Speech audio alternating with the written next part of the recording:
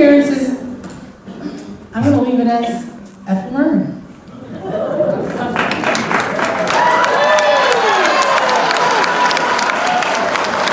Hello, everyone. I'm Ethel Merman. And I'll bet you never thought you'd see me look like this. Well, I'm going to tell you a story that's going to explain everything, and it'll all make sense. Now, I want you to go back with me. It's 1961, and by the look of this audience, you were all there. And what was the big part of 1961? John Fitzgerald Kennedy was inaugurated the 35th President of the United States. Now, no, I wasn't there. I didn't do the inauguration. I was busy. But I took part in something that was just magnificent. Now, let me tell you how it all started. I was appearing on Broadway in Gypsy to thunderous applause. I'm getting ready to go on Friday night in December, and the orchestra's ready to start. I'm ready to go on, and the stage manager comes running up to me. Miss Merman, you have a phone call. A phone call? I'm going on, oh, no, Miss Merman. You have to take it, it's Frank. Frank who? Frank Sinatra. It is not, it's Frank the limo driver. No, Miss Merman, it's Frank Sinatra. So now I'm thinking, geez, what's he calling me for? So, okay, hello, and I hear, Ethel, baby! Ethel, baby? This is Frank. What you doing? Oh, getting ready to go on stage. Listen, I got a favor to ask you. Frank Sinatra's asking me a favor. And I said, well, what? Well, what? He said, I'm throwing a little party for Jack. And I'm thinking, Jack Benny? I said, I hardly know him.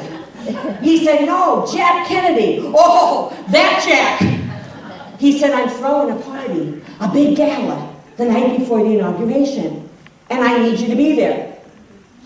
Frank, I'm on Broadway. Well, no, you're not. I called the producer, and Gypsy's going dark that night. There'll be no play.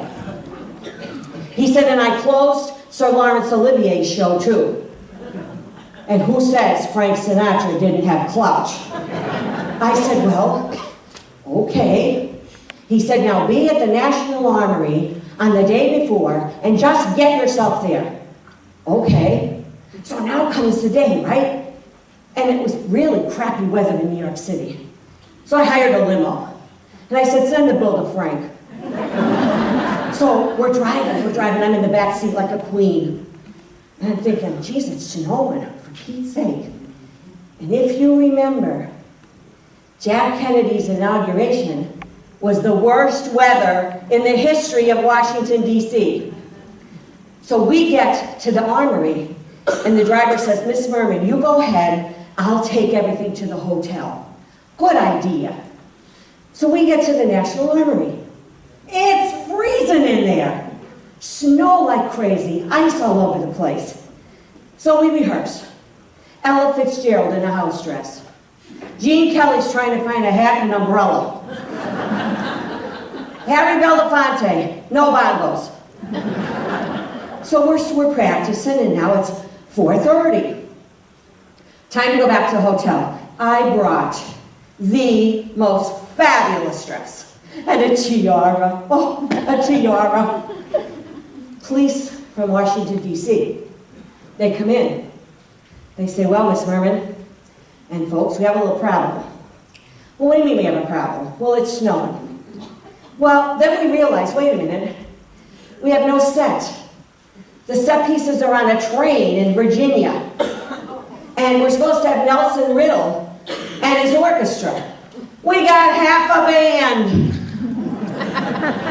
But you know, the show must go on. So the policeman says, well, folks, we can't get you to the hotel.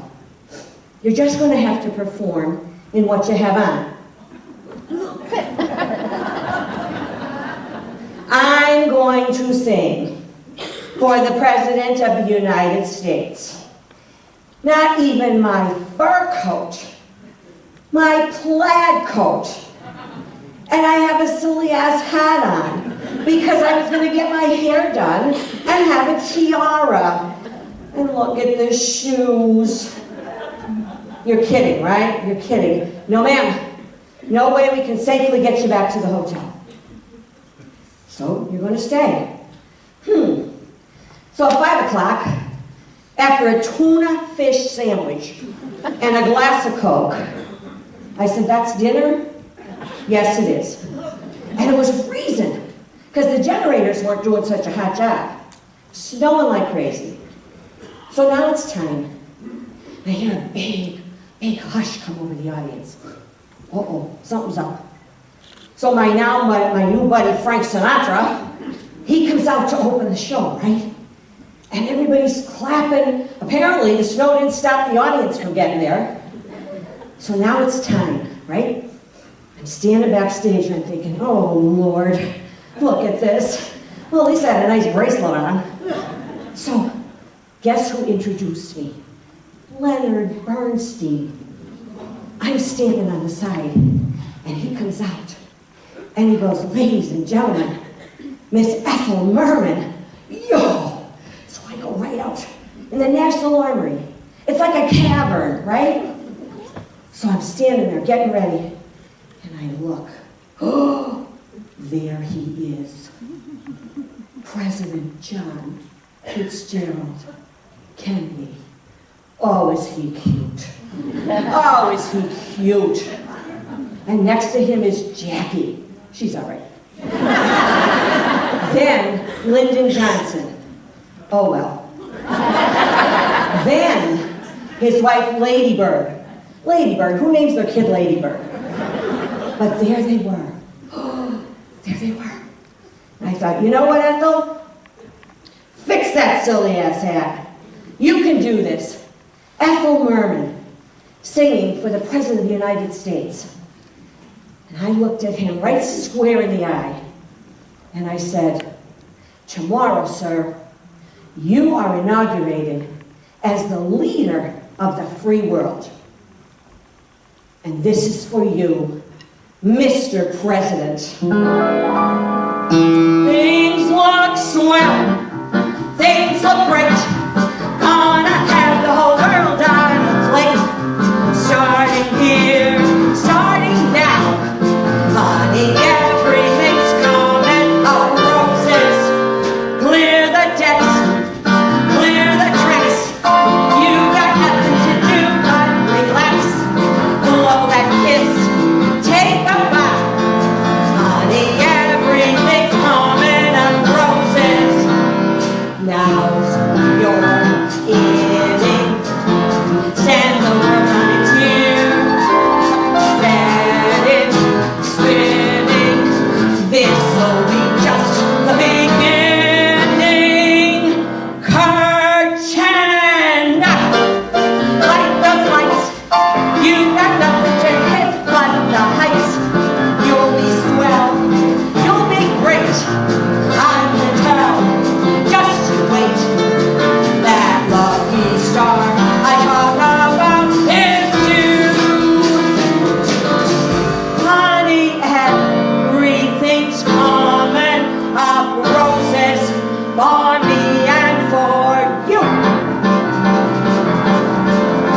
You can do it. All you need is a hand. You can do it. Mama is gonna see to it. Curtain up. Light the lights. You got nothing to hit but the heights. You'll be swell. You'll be great. I can tell. Just wait. That lucky star I talk about is you. Honey, everything's coming up roses for me and for you.